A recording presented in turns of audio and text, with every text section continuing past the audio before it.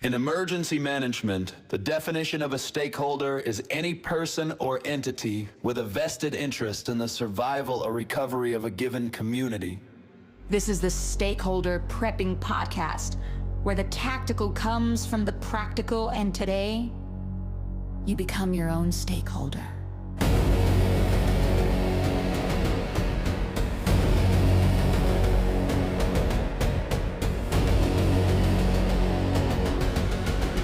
Here are your hosts, Chris and AC. Welcome back to Stakeholder Prepping, where you, yes, you are the stakeholder in your own survival. And AC, the mystery continues. Which mystery is that? The crawfish in Spanish, because we had... This is awesome. We actually got a lot of feedback on this, and we had a listener send in a picture of what crawfish in a local supermarket are labeled as, and the supermarket has them as langostinos. But in Spanish, right? At Spanish in stores, which is prawn. That's not crawfish. Right, because when we put it in Google Translate, it's cangrejo de rio.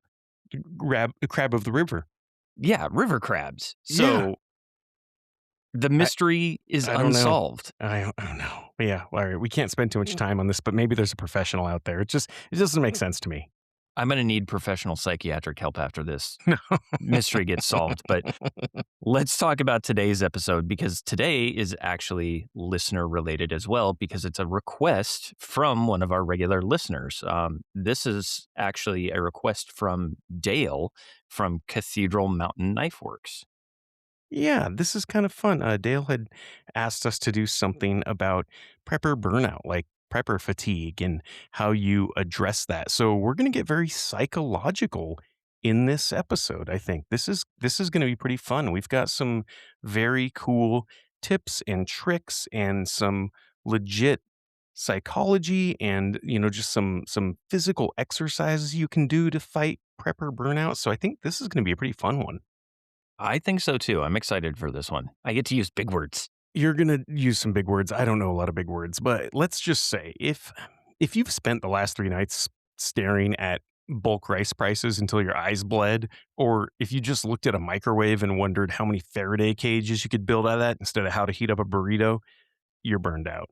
So, and by the way, you can't make a Faraday cage out of a microwave. We talked about this. It's a fairly common prepper myth. But we're going to talk about the prepper burnout and how to address it. And here's the thing. We're not saying quit prepping. We're saying let's recalibrate. So prepper burnout, it can come from all kinds of things. People obsess all the time over the perfect piece of gear or the perfect loadout. Man, how many times have I bought something because I thought it was like the right thing that I needed and it wasn't? So then I go back to the drawing board and I have to wait for it to show up from Amazon or whatever corner of the dark web I bought something from. And then I'm bummed out again when it gets there and it's not the right thing. And then I have to start all over again, but I'm poorer this time. I did this a couple of months ago with plate carriers, Chris. Like I wanted to get some level 4 plates, but there's steel and there's ceramic, and then there's all these different cool new coatings, and there's all these articles about spalling and all this kind of stuff. You can go way down a rabbit hole. And then if they don't fit you or they don't fit the rig that you like, then it doesn't work. So I got very burned out. So I can relate to some of this stuff. And then obviously then I'm stuck with a bunch of gear that I didn't need, but obviously I couldn't get rid of it because as preppers, we are all hoarders. So remember, if it isn't functional, it is just clutter, and clutter contributes to the mental load. Purge the gear and save your brain. So instead of getting stuck in that loop over and over, I just take a break and I bask in the joy of the practical scavenging. Instead of buying a bunch more plate carriers, I go back to the basics, like stripping a discarded oven for functional wire and greenhouse parts, or testing our homemade Tinder cards or our TACNAV cards in the backyard. And one thing I've really been trying to live by lately is the one in, one out rule, which is don't add a skill until you've practiced the old one enough and you feel proficient. And don't add a piece of gear until you've mastered how to use the last piece of gear you bought. This has definitely helped me overcome the prepper burnout because I'm actually not just hoarding things. I'm saying I get a new piece of gear and now I need to be fully proficient in how to use that piece of gear. And not only do you stop hoarding more stuff you don't need, you actually start learning how to use every single thing that you have in your loadout. And then you do get this small sense of accomplishment when you're like, hey, there's that thing that I accomplished, whether it is a skill or the learning how to use the new piece of gear. You do get that little bit of accomplishment. You're like, hey, I did that thing. I completed a task and I got a little serotonin for that.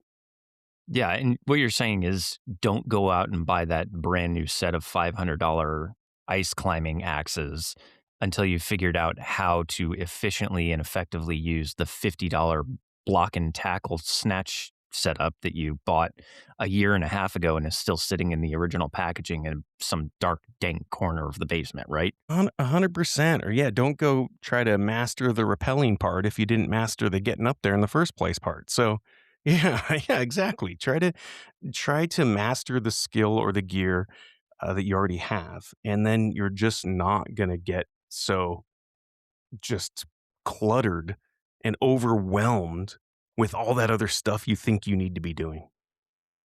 I gotcha. So I kind of want to take a look at some of the science and dive into some of the science because this is something that can be beneficial in all aspects of prepping, not just for burnout, right? We want to address the burnout, but this can help with kind of all facets of this diamond that we call prepping.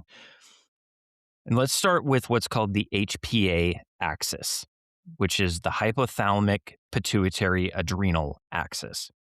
We're going to talk about how staying in stage 3 of the general adaptation syndrome, which is also called exhaustion, turns a tactical mind into mush. Ooh, And I like it. I've seen this firsthand, and it's kind of, now that I've read up on it and I know a little bit more about it, it's kind of weird to think back and be like, oh, well, no shit, Yeah, Sherlock. you're like, oh, that's what that thing was. Yeah, Yeah, it that's kind of cool. makes so much more sense now that I know what I'm actually looking at. So the HPA axis, again, that's hypothalamic pituitary adrenal. It's essentially your body's internal tactical operations center, right? It's a complex set of direct influences and feedback interactions and loops among three endocrine glands, which is the hypothalamus, the pituitary gland, and the adrenal gland. For a prepper, understanding this HPA axis, it's not just biology, it's resource management. If your HPA axis is redlined, like pegged out to the max all the time, your gear doesn't matter because the software that's running your body is glitching, right? Oh, I like that. It doesn't matter the gear or if I know how to use it because, yeah, I got a bad software load. Right. This is, if you're a gamer like I kind of am, I play Xbox quite a bit. This is loading a corrupt save all the time, and you never go back to that last save. If you're in business, this is loading a corrupt file and trying to play Excel Jenga with something that doesn't want to work from the beginning. And I want to talk about this from kind of an anatomy side, which is really the anatomy of this response. Okay. So think about the HPA axis as a chain of command during an SHTF event or during a high adrenaline event. This could also be a car accident or witnessing a car accident right in front of you, where all of a sudden your body tenses up. You have to have some sort of control over the wheel or you're going to get in an accident. Everybody has some sort of PTSD. That's why some people are afraid to drive. That's why some people are afraid of dogs. That's why some people are afraid to walk across the street at night. That PTSD is defined by previous experiences, and a lot of it links back to how overloaded their HPA axis was at the time of an incident. So let's start with the hypothalamus. This is the true command center, right? It's located in the brain, and it is the first gland to see the threat. That is a loud noise, a plummeting stock market, social media doom scroll. It releases corticotropin releasing hormone, also known as CRH. This is the initial alert broadcast, right? This is all troops stand ready to assess and engage. Got it. So that's the command center, that hypothalamus. Yep. Okay. Next, we go to the pituitary gland, and this is the signal officer, right? That CRH, that corticotropin releasing hormone, the CRH hits the pituitary, which then pumps out adrenocorticotropic hormone, or ACTH, into the bloodstream. This is the official orders being sent down to the troops in the field, right? Okay. So I'm with you so far. you had the hypothalamus giving out the warning order. The pituitary gland is giving out the official orders. We're moving. And then the adrenal gland, that's your boots on the ground. Sitting on top of your kidneys, your adrenal glands receive that ACTH and release cortisol. And cortisol is your wartime budget. It floods the body with glucose for energy, increases blood pressure, shuts down all the non-essential services like digestion and immune function to focus on immediate survival. This is also why a lot of people, their extremities go cold and they feel cold when they're in shock because of the cortisol. That's why, Oh, yeah, it's all interesting. connected. So Got in a it. super high adrenaline situation, or a super high stress situation, people will tend to feel cold or have Yeah. ice in their veins. Yeah. That's where it comes from. It's actually an Interesting. adrenal response. Wow. Okay. So why does this HPA axis thing matter to the prepper then? Yeah, this is critical for the precision shooting problem, fine motor skills. Okay. Cortisol is great for swinging an axe. It's fantastic for sprinting away from a threat. It is the absolute enemy of precision. So high cortisol levels, they cause tremors and tunnel vision. If you are chronically stressed out, prep or burnout, which is what we're talking about, if your HPA axis is constantly dumping cortisol, when you actually need to make that 400-yard shot or perform delicate medical aid, your hands are going to shake because your body thinks it's still in the middle of a marathon. So that's where, if you don't have the blood flowing into your fingers because everything is pulled into your core, you don't have the dexterity. A lot of military trainers will teach the massive motor skills for reloads instead of the fine motor skills. Oh, that makes a ton of sense. Sure. Right. So there's also a feedback loop failure, and this is what we call the black pill effect. Red pill, blue pill, black pill, Okay. right? In a healthy system, once the threat is gone, cortisol travels back to the brain and tells the hypothalamus, "Hey, stand down, we got this. We're good." Threat's done, and that's called negative feedback. We want negative feedback in this case. However, in chronic prepping fatigue, the off switch breaks. You become stuck in this state of hypervigilance, right? And this leads to brain fog. High cortisol literally shrinks the hippocampus, the part of the brain responsible for memory and spatial navigation. So you stumble more, you run into things, you shoulder check doorways, you trip going up and down stairs, bump into people. And it also leads to poor decision making. You start panic buying gear you don't need.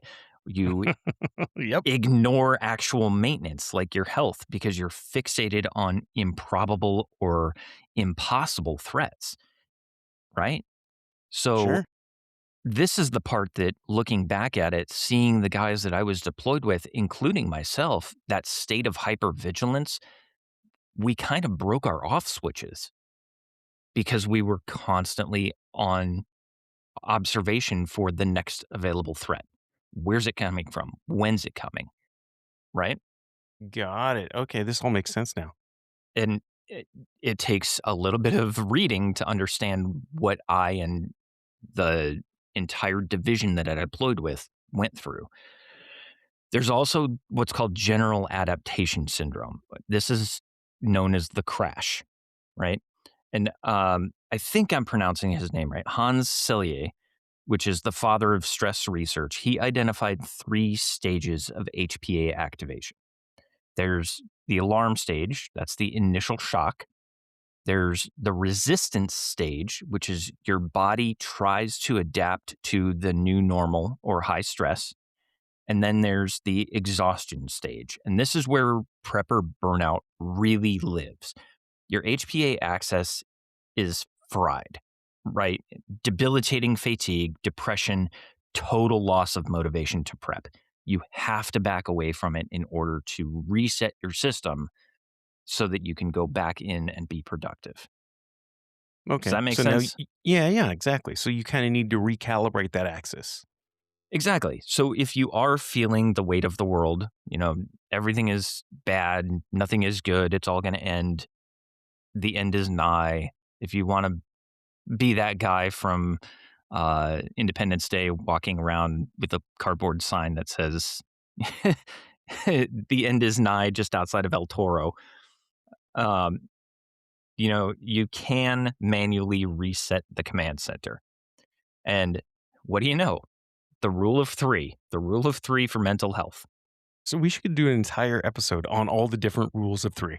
We should do a t-shirt for that. We could totally do it. There's so much. It'd be bigger than a t-shirt. There's so many of these rules of 3. So what's the rule of 3 for mental health? Well, just like you can survive 3 minutes without air, 3 days without water, you really shouldn't go more than 3 hours without a mental check-in, right? And this can be tough depending on your situation. If you have a tornado come through, the tornado itself is not going to last 3 hours. If it does last 3 hours over your direct area, that's setting some new world records. Yeah, there's a lot of cows flying around, not just one. Yeah, you're hearing a cacophony of moo. But once that tornado passes, reset your clock. Do a mental health check-in before you ever even open your shelter. And then reset every 3 hours. Where are we going? How are we doing? How is everything unfolding?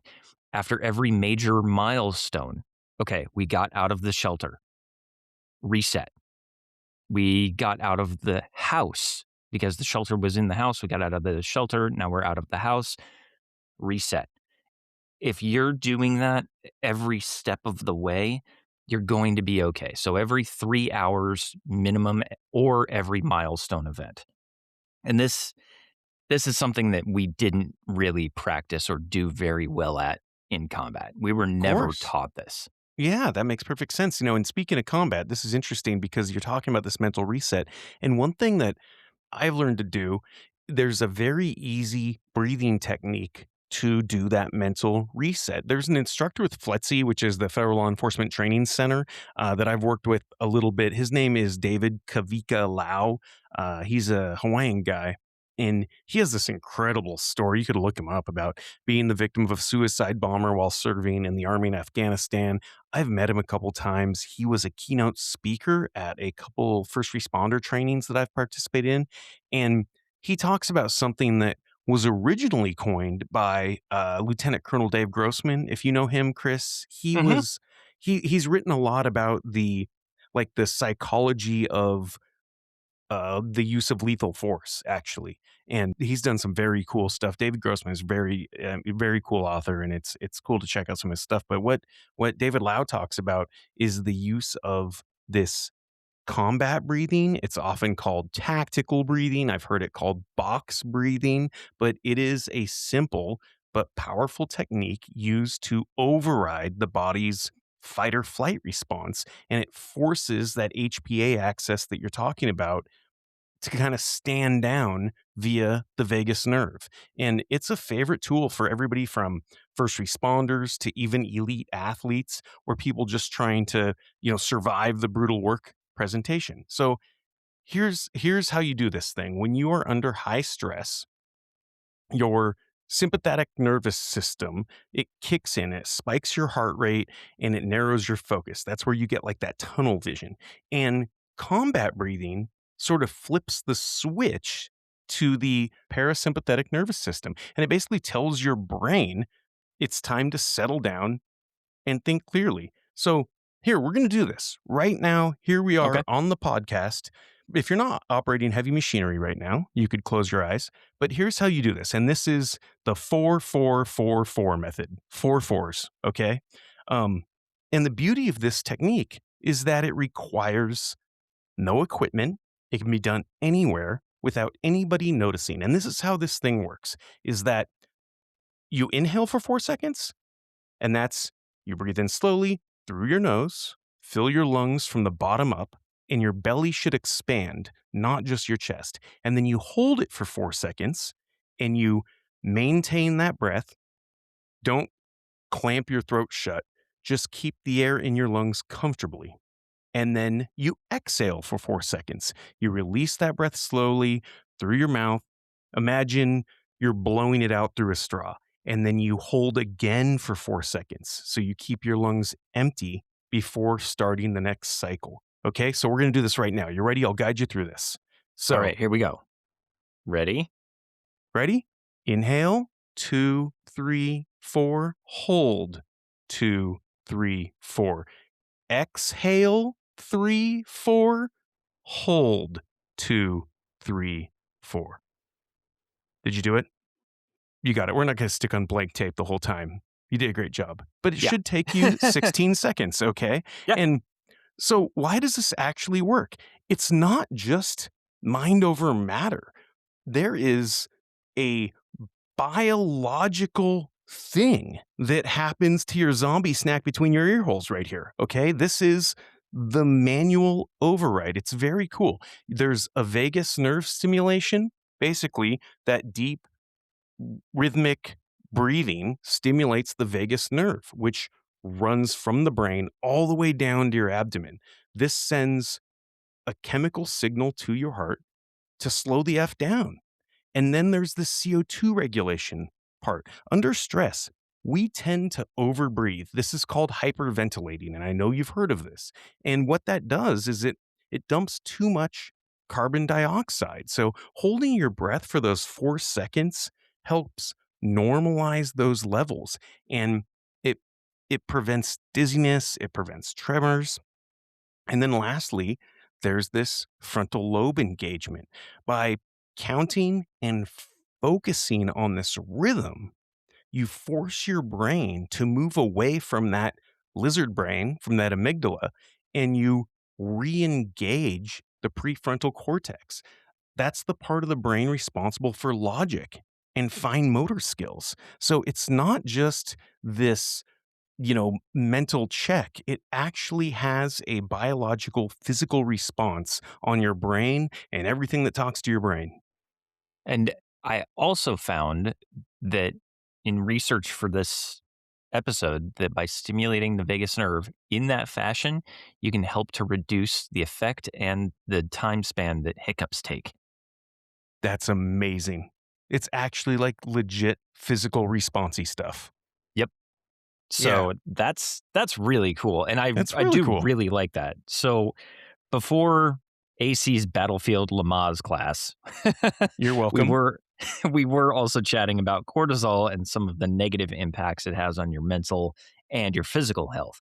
Let's talk about a little more about how excessive cortisol can contribute to burnout, right? Okay. We also have to chat about the relationship between magnesium and sleep.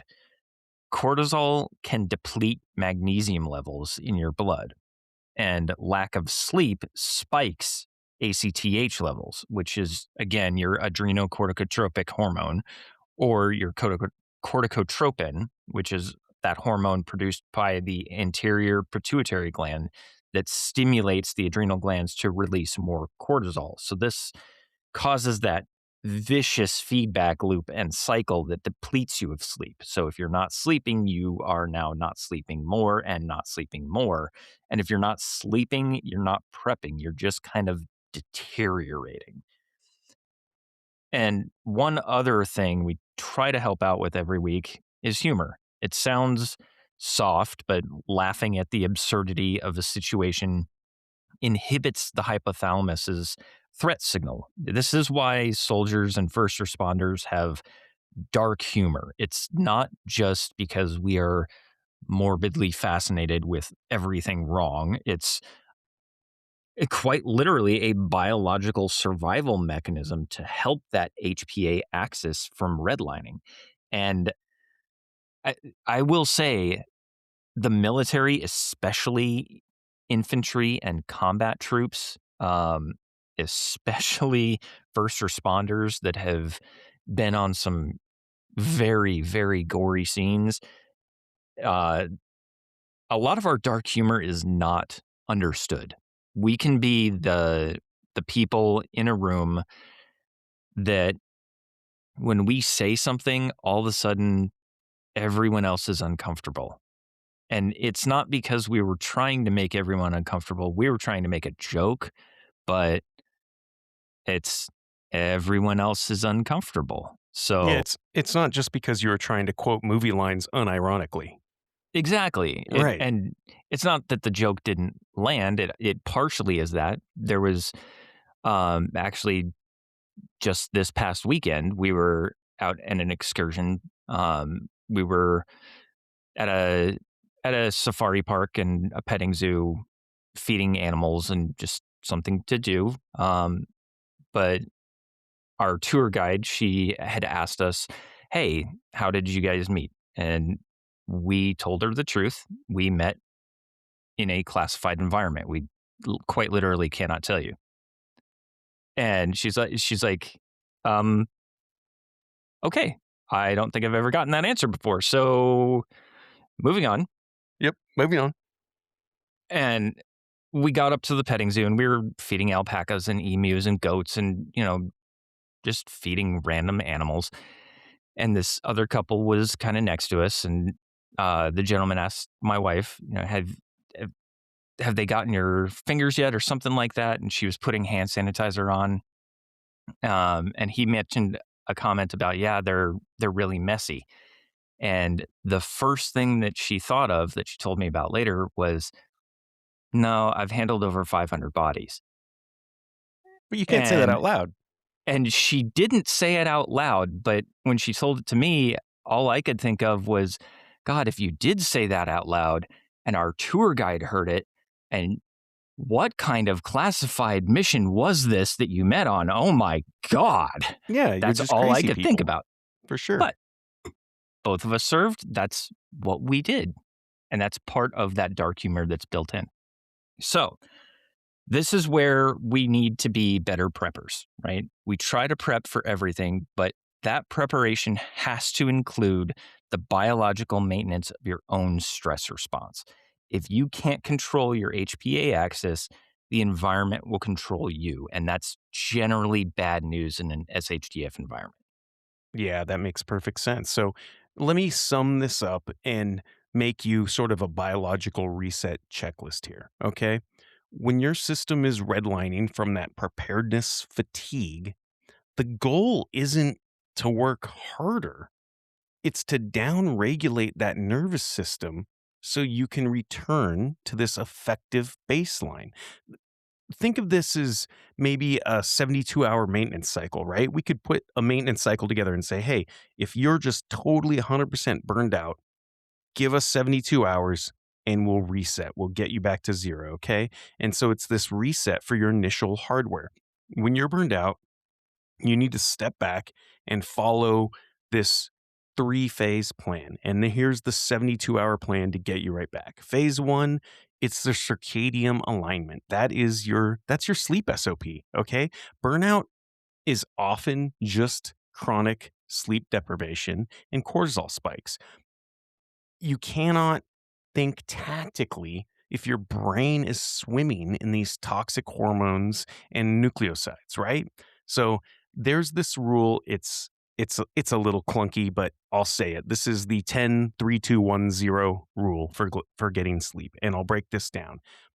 10 hours before bed, no more caffeine. 3 hours before bed, no more food or alcohol. 2 hours before bed, no more work. This means no more checking your inventory, no more putting one more nail in that new panic room you're building. 1 hour before bed, no more screens because that blue light kills melatonin. And then 0. 0 is the number of times you hit the snooze bar in the morning.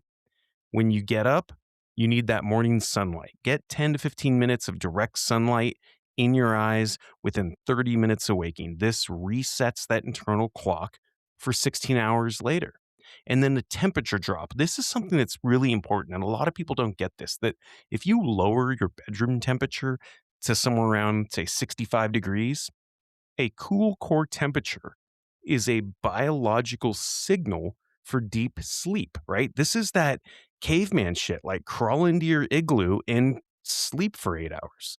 And so this is really important. So there's your phase one. It's sleep, man. It's so easy, but you have to find a way to get decent sleep. Phase two, you need that nutritional re-zero. So This one's going to be tough for me. it's going to be tough, and it's going to be way tough if you're just eating MREs, but it's going to be tough for all of us, right?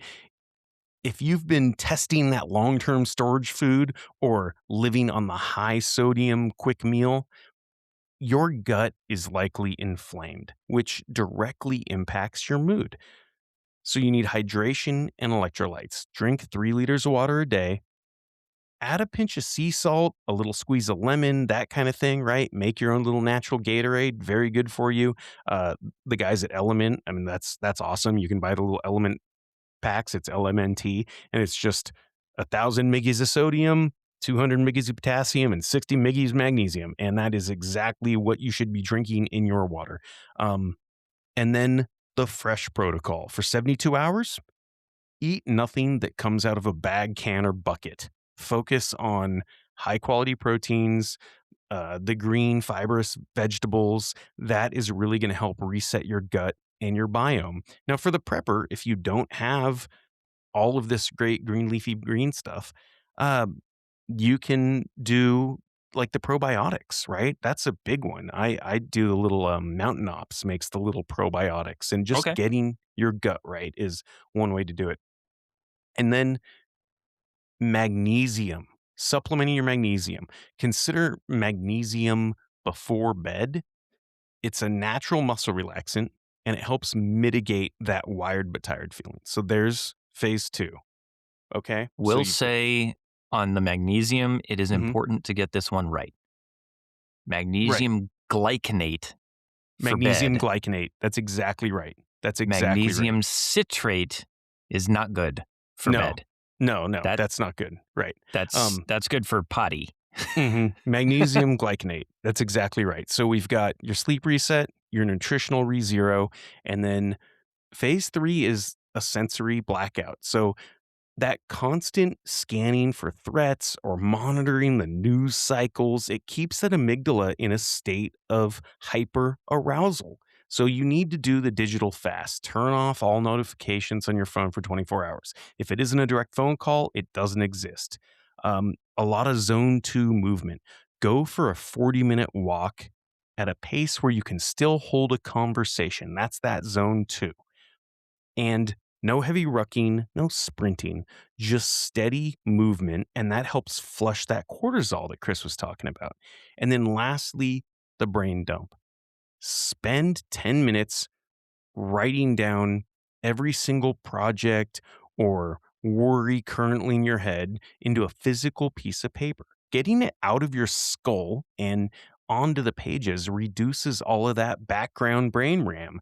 And your brain is using all of this memory to remember all this stuff that you really don't need to remember. Sit down and write it down. So that's what we're talking about. You need a sensory reset, you need a sleep reset, you need nutritional re-zero. And in those 72 hours, you will be, I promise you, back at 100%. Now, I will say there is kind of the crash course to this because you don't always have 72 hours, depending on your situation. If it has already hit the fan, or in my case, in a combat scenario, having 72 hours like that would have been, whoa, Right. magical. That'd have been leave. Yeah, that's right. But you don't have 72 hours all the time, and you do need to do this quick reset. So, mini burnout fatigue, that can be reset, if you will, or call this the crash plan. Okay. So, do a non survival hobby. Okay. So, spend 1 hour doing something that has absolutely zero utility for survival. Maybe that is painting or reading fiction or playing a game, anything where the only goal is enjoyment, right? Go play with ChatGPT for an hour and don't talk about prepping to it, or just go lay on your back in your backyard and get a Touch grass. suntan or something. Yeah. Go touch grass. But like AC said, a quick box breathing session can help out. So use the 4444 method specifically after a stressful event to prevent the stress from sticking for the rest of the day. This is important, especially if you see something on the road, that could cause a trauma event or tense you up for the rest of your drive. Quick 3, maybe 4 cycles of that 4 breathing, and you're gonna be back on the road just like normal. You're not white knuckling your steering wheel for the next 5 hours on your trip. Right. There's also a quick temperature shock reset that doesn't take very long. Um, some people are gonna really hate this, but a quick 2-minute cold shower or a 20-minute sauna session, if you have access to a sauna, radical temperature changes force a massive release of norepinephrine, and heat tends to do that as well. So you can, if you have both, you can take a really cold shower or a cold plunge. If you live in an area with a cold plunge around, 50-degree water for 2 to 5 minutes, and then go step into a sauna. Total temperature reset. Yeah, I think that's when you can do that temperature shock reset a bunch of different ways. I have a friend who just bought one of those. I think it's like an inflatable thing. It's like the inflatable ice bath thing. And you can Yeah, just yeah. have you seen those? And so that's one there's a bunch of different ways to do that. This quick temperature shock reset. And yeah, you could do if you've got access to a jacuzzi or a hot tub, if you've got access to the sauna, everybody's got access to a cold shower, probably. And then there's these ice bath things, but some combination of that hot and cold temperature shock reset thing, it's crazy what that does to your brain. It really is not just a physical response. There is some stuff that happens when you go from that super cold to super hot and back again. It's crazy. And it doesn't take that long. Like you said, yeah, you can this is something you could do in under 25 minutes. You do that hot sauna session or that hot shower or that 20 minutes in the jacuzzi, and then you do that 2-minute cold shower, or you do that 2 minutes in in the ice bath type thing. That's something that really can help reset. Yeah, and if you are in kind of a colder climate in the winter and you have a jacuzzi or something like that, um, it does work to go and, go jump in the snow for a little bit and then come back and sit in Jump in the the snow. Of sit in course. the hot There's tub. another one. Yeah. Don't do the same thing that I did when I was a teenager and go jump in the snow after it's been sleeting, because it will slice the shit out of your skin. You just don't jump on the solid ice. That's right. Yeah. But yeah.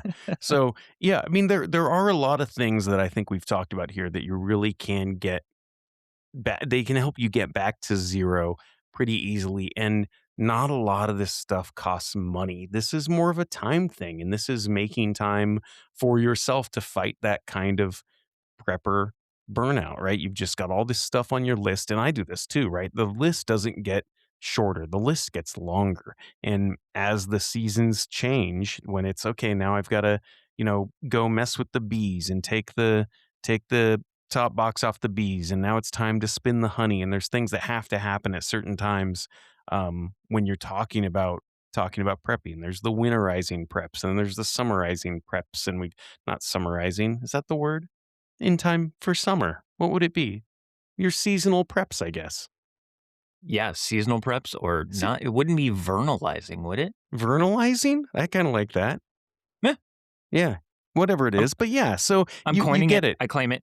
I like it. So there's things like that that have to happen, and just that making that list, getting it all out there, looking at it, it helps you compartmentalize that stuff, and then you can decide, hey, what's really important to do right now, and what can I put off a little bit and then do one of these quick resets or one of these longer resets, and just getting all that stuff out there, writing it down. What are the things that have to happen right now? Do I have to rebuild the deck right now? Do I even have to rebuild the deck this year, or would I just rather do it this year? Because you might find yourself putting off one project and it frees up so much time for that prepper self-care. So, and I think we also need to make sure that we're prepping from the right mindset. Prepping is an endurance sport. It is not a sprint to the bunker.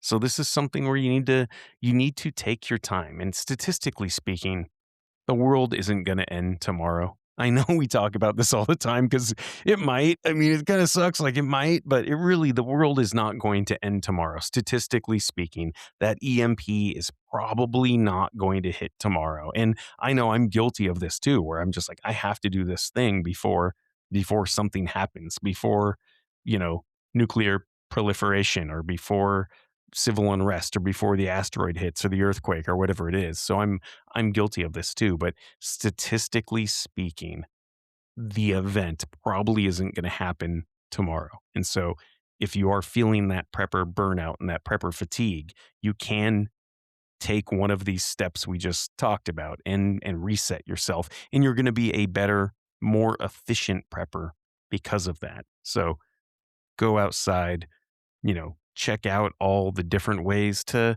build a fire, and then build a bunch of different fires. Do something different. Go touch grass, and, remember why you always wanted to survive in the first place, I think is really important. You know what I That's mean? a yeah, that's a really good point. And there are different types of prepper burnout. Just like there's different types of burnout at the office. So you can get hung up on a whole bunch of short list items.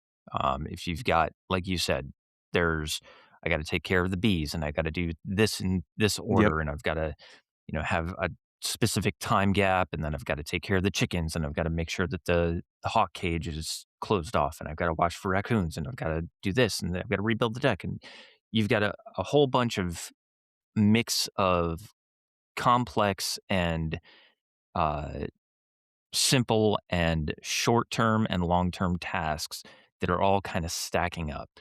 You can also get burnout from looking at your long term goals too intensely upfront. And for example, if you are looking for land, if your long term goal is to own, a 3-bed, 2-bath house on 10 acres, but you've only got 30,000 in the bank right now, and you're paying rent, you don't actually own your home, and you're saving, but it's just never enough, and it never looks like it's going to be enough to get to that point.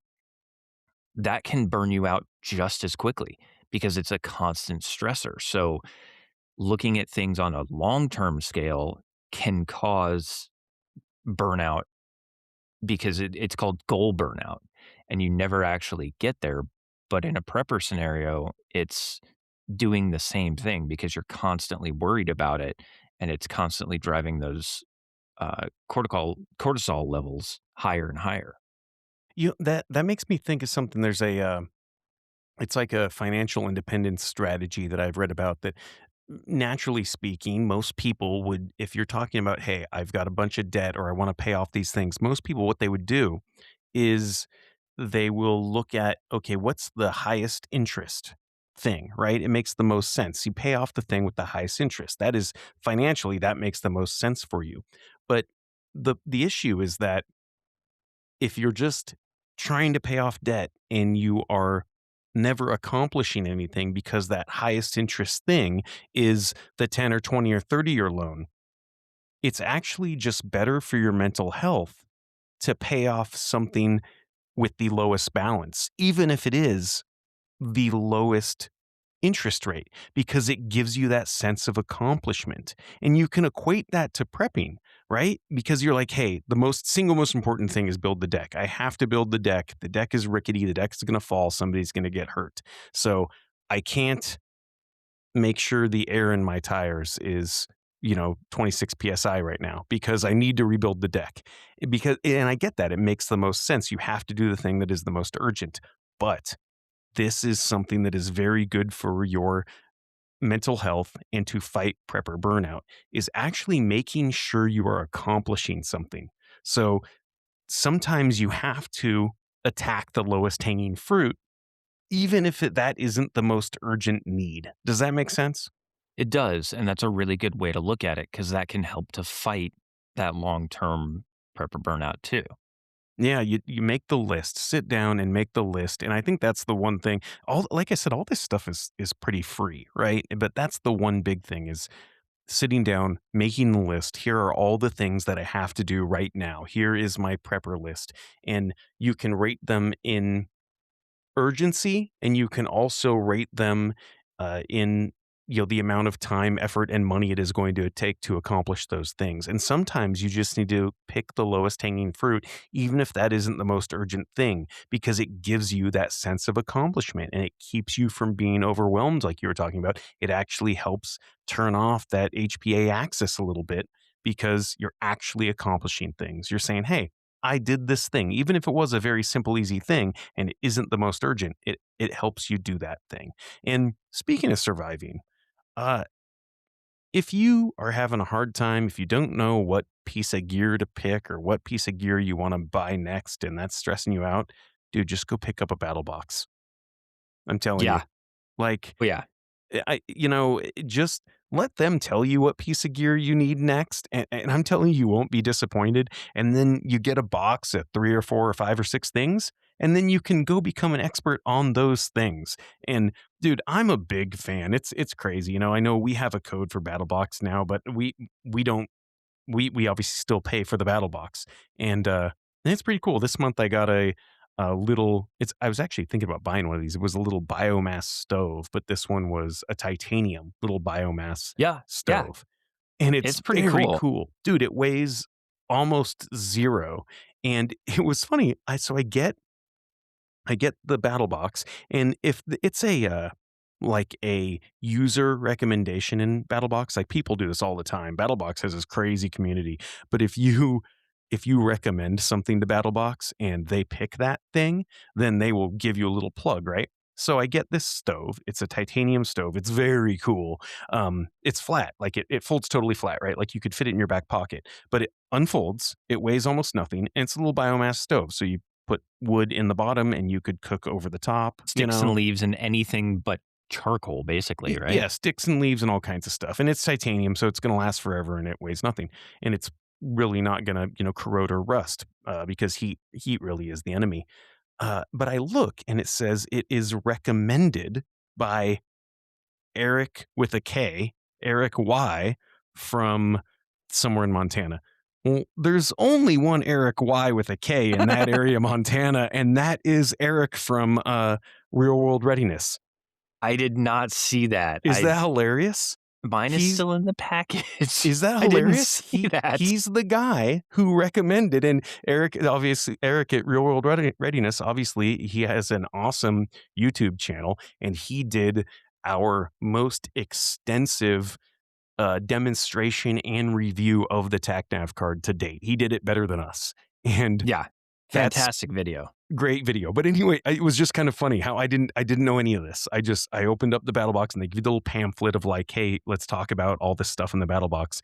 And this titanium stove that I have put together, and I'm using it, and I'm an expert on it now, and that made me feel good about myself. But I look and it's recommended by Eric Y of Middle and Nowhere, Montana. And I was like, I think I know who that is. And it sure enough, I texted him and it was him. That was his recommendation in BattleBox. So it was just kind of funny how that totally came full circle into the prepper family. I just love that. See, I really like what BattleBox is doing with their kind of quarterly themes now. I really like how Yeah. they're steering everything into one general linked theme. Like one of them is, you might get a knife and that stove and uh, something for water sanitation and things like that, and it all links together somehow Yeah. in a broader spectrum, and then next quarter, it'll shift into a completely new area, like, you might get socks, like Brandon said. You might get a lot more hygiene tablets or, water purification tablets or even whatever they can fit into the box that's more tuned to that theme. I really like that because you don't have to worry about trying to figure out what everything is for. It's laid out for you and you can start to relate all of these things together and how they work together more Yeah. efficiently than just alone.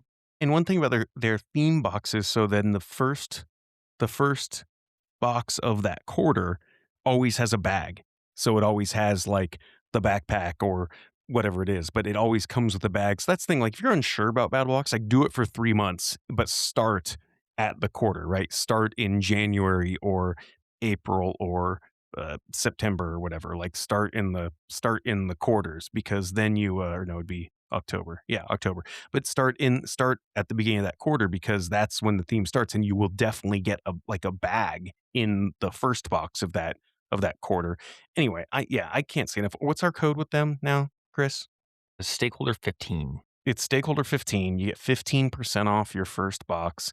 And you know what? Get one. If you don't like it, cancel. I don't care. But it's cool when you get it. It is a lot of money, right? I think their cheapest one is still $40 or something, but you definitely get more value than that. I think you get about double value, and it's all just high quality stuff. So I like it. I mean, I'll tell you honestly, I would say all the consumables I use all the time. Like, whatever they send you for, the wet wipey showery things or the food bars or that kind of stuff, I use those. I take those with me backpacking. And then everything else, what I usually do is if it is better than the thing I have in that category, like the flashlight, let's say, they include some great flashlights, they give me a better flashlight, then my go-to flashlight, my primary, that one becomes my alternate flashlight. And then all the things that I don't need a better one of. If I already had, say, like I'm pretty locked into my backpack. I know you are too. So if they send me that backpack, like one of my friends is getting that backpack for Christmas or a birthday. Like that's kind of how I do it is I basically consumables, always use them. The socks, always use them. They're awesome. But then if they give you, like a knife or a flashlight, if that is better than my go-to knife or flashlight, then theirs becomes the primary and my old one becomes my alternate or my contingency or my emergency. And then the things that I already have a really good one of that I'm set and solid on, then that usually becomes a gift for somebody.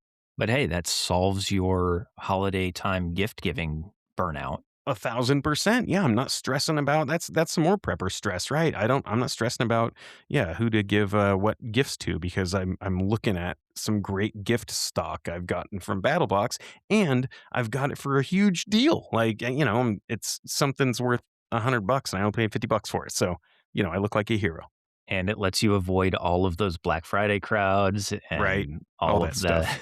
the Anyway, f so if you haven't, I know we're acting like we're not sponsored by BattleBox, okay? They gave us a code. They're not paying us anything to do this, and we're not we make a little money on the back end if somebody uses our code, but I still pay for my BattleBox. I pay the same amount for my BattleBox that I paid before we got an affiliate link. So they're Same here. they're awesome. Check them out. But anyway, yeah, that's I will stop talking about them now. Yeah, and before we close out, AC, on prep or burnout, do you think there's anything else that our listeners really need to know or, Have you experienced prepper burnout before? I certainly have. I want to say when we moved out here to like the country, there was just all kinds of things. I could go on and on about I needed a generator, and actually I needed two generators. I didn't know I needed two generators. I needed way more than one chainsaw, and so there was a lot of that kind of stuff. And I tell you, even right now, I just now am getting to the point where I'm about out of firewood, and that's really stressing me out. And so, last weekend I went and fell down two two pretty large trees. One big alder I've had my eye on for a while, and one giant maple. And that'll be the firewood for next year. But it's all this stuff, right? You take the tree down. That's like the easiest part and the funnest part. Now it's chopping the tree up and collecting the wood, and then you have to split the wood so it dries in time for next winter. So all of those things, yeah, I've got a lot going on right now. And that definitely is contributing to my prepper burnout. But I'm just remembering, like, my 4 4 4 4, doing some tactical breathing when things get stressed out. And then, obviously doing the reset when I can, making sure you get good sleep, making sure that I'm eating well when I'm doing all this stuff, and then obviously just making sure that I'm doing a little digital detox. And that actually comes on its own, which is kind of nice because normally, I'm on our Facebook page kind of, interacting with listeners a lot. But man, if I got a chainsaw in my hand and I'm out there taking trees down, I'm not doing that afternoon. So the digital detox part for me, actually, that happens on its own. But the other two I have to be conscious of for sure.